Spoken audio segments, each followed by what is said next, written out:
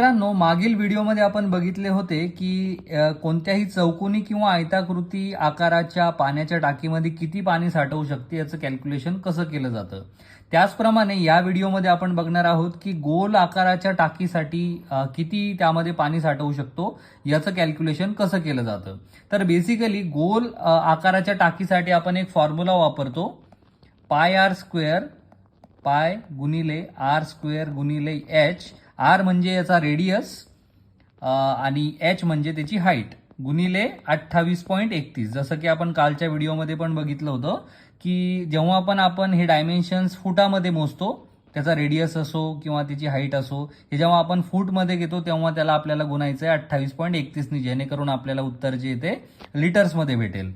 तर या ठिकाणी पाय जो आहे त्याची आपण नेहमी एक व्हॅल्यू घेतो, 3.1416 ही त्याची व्हॅल्यू आहे जी नेहमी पायच्या जागी घेतल्या जाते, गुणिले याचा रेडियस म्हणजे हा जो गोल आहे. बेसिकली जसं आपल्याला माहीतच असेल की कोणत्याही गोल शेपचा रेडियस म्हणजे त्याच्या सेंटरपासूनचं त्याचं जे डिस्टन्स असतं तर तो असतो त्याचा रेडियस. तर तो रेडियस आपण सध्या कन्सिडर करू 5 फूट. जो पण तुमचा रेडियस असेल तो रेडियस तुम्हाला इथे घ्यायचा आहे, गुणिले त्याची हाईट म्हणजे या पाण्याच्या टाकीची जी हाईट आहे तर ती हाईट घ्यायची आहे, ती सुद्धा आपण इथे घेऊ 5 फूट. तर अशा प्रकारे हा फॉर्म्युलामध्ये तुम्हाला याच्या व्हॅल्यूज टाकायच्या आहे आणि त्याला गुणाकार करायचा आहे 28.31 भरपूर जणांना हा सुद्धा डाऊट असेल की हे जे आहे ते काय आहे.